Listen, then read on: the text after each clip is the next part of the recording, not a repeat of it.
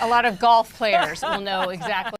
I want to turn now to Michael McKee, our international economics and policy correspondent, who has been, yes, listening in as the president and his team have been speaking, but also paying very close attention to the 30-year bond auction that we saw just a moment ago, and also the undulations that we have seen and continue to see in the markets, both in the bond market and the stock market, and the economic data that we got as well, the CPI data this morning. Mike, I just want to get your reaction to what you heard there, and maybe give us your sense of sort of what these next 90 days look like. Here we have an administration eager to broker deals, as we heard there in that meeting. That's meeting with the realism of how difficult it is to broker trade deals historically, all the nuances and details that go into them.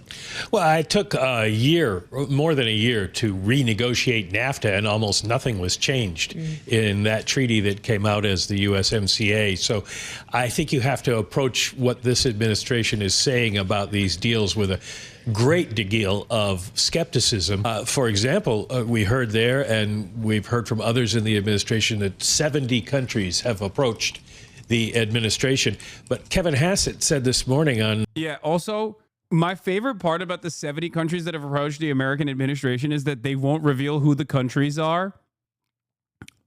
So, like, we don't even know if they approached it. I'm sure they did. Like, plenty of them have. Like, Japan, we know for a fact, approached America. And South Korea is another one. But it's like...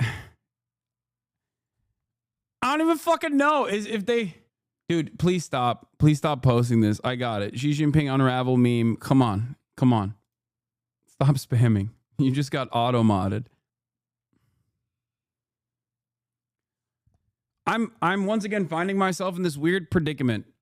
Because on the one hand, I'm like watching a lot of this neoliberal design unravel in real time as contradictions heighten in the hands of a madman hell-bent on death and destruction. But also, on the other hand, I can't even entertain this notion for too long because I recognize the impact that it will have on the average person in the United States of America and also around the world. It is very frustrating. It is very frustrating because, like, this sort of instability or some semblance of volatility would always happen. The you need the medicine, right? Like when the body is ill and we heal the body, we do surgery, you need a little bit of medicine, and in the process, like, yeah, there's going to be some harm in the short term, but it's for a grand design. It's for health and stability in the long term. Like, that part is true. It's just Donald Trump is not doing that. He's not doing that at all. So what's frustrating about this is once again, he's just kind of fucking up the global economy because he's bored, if that makes sense. That's he's just, yeah, when I fuck up the economy because I'm bored, when I kill the global economy because I'm bored is kind of what's happening. You're using the sick patient Trump analogy. No, it's not the wrong analogy. That analogy is not incorrect, except the patient has cancer and Trump chopped off the fucking leg of the patient for no reason. So the cancer still remains, and now you're legless. One of the other networks that there are 20 countries.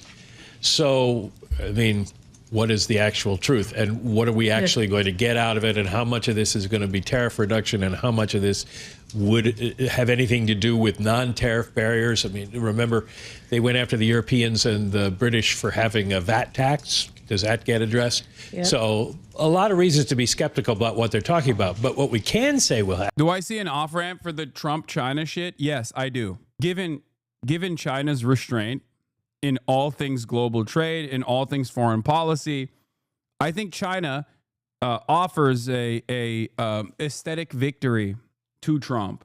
But I don't even know if I could see this. I could see China offering a fig leaf to Donald Trump, like opening up a factory, like a BYD factory or some shit in America. I could see that. Maybe sweeten the deal with TikTok on the side, just to stop Trump from killing himself.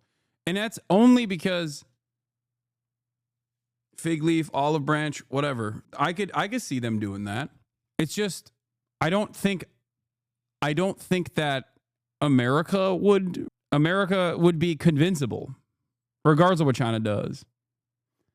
And that's number one. And number two, stop with the fantasy. I'm just saying, this is not what I think is going to happen. This is not what I'm saying is going to happen. You asked me if there's an off-ramp here, and even though all of these alternative scenarios are very, very unlikely, the highest likelihood of all of these alternative scenarios that are still incredibly unlikely would be China trying to give Donald Trump like an aesthetic victory here. Having said that, I don't think America would take that and then go, okay, we're good now, because Donald Trump has shown once again that he is not interested in reason. Happen is if these other tariffs that are already in place stay in place, we will see prices go up and we will see the economy slow down. It's going to be very interesting. These are very heavily weighted, obviously, towards China, and we import a lot of stuff from China. So how is that going to affect the American consumer's psyche if they can't get things from China? Well, and investor psyche as well. After the remarkable gains of yesterday, the best day since 2008, obviously we have a massive reversal on our hands with 5% losses on both the S&P. I do want to say something here, but like, if Donald Trump hadn't done this, I know for a fucking fact, you will never convince me on this, I know for a fact that China would just not fuck up the bag and would continue doing what it's doing without actually escalating or at any point trying to undermine American hegemony. There is 0% chance. They want stability. They want stability because in that stability, as the dollar is still the superpower, they get to do things within this system that allow Chinese prosperity to fucking happen. I don't think China shill. Okay, well,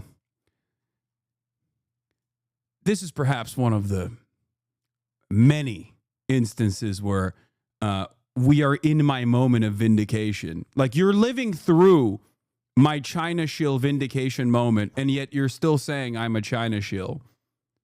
It's pretty funny.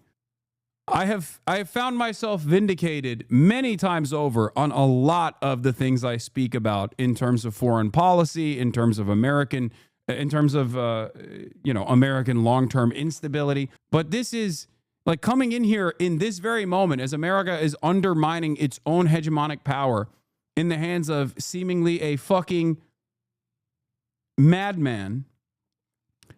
And you're still over here being like, you're a China shill. Okay. I think you will arrive at my position eventually.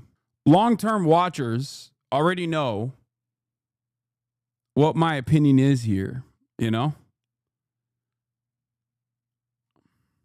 S&P 500 and even greater for the NASDAQ 100. And we know markets did play a role in the decision-making of President Trump yesterday, though he was specifically concerned about the bond market, talking about queasiness, Mike. And I wonder if a little bit of that queasiness has been abated, not just by the tariff moves, by once again, for a long-duration Treasury auction, the 30-year yield, it looks like demand was a bit better than expected. Yeah, the 30-year comes in reasonably strong. It stops through 2.7 basis points, about what we saw with the 10-year yesterday.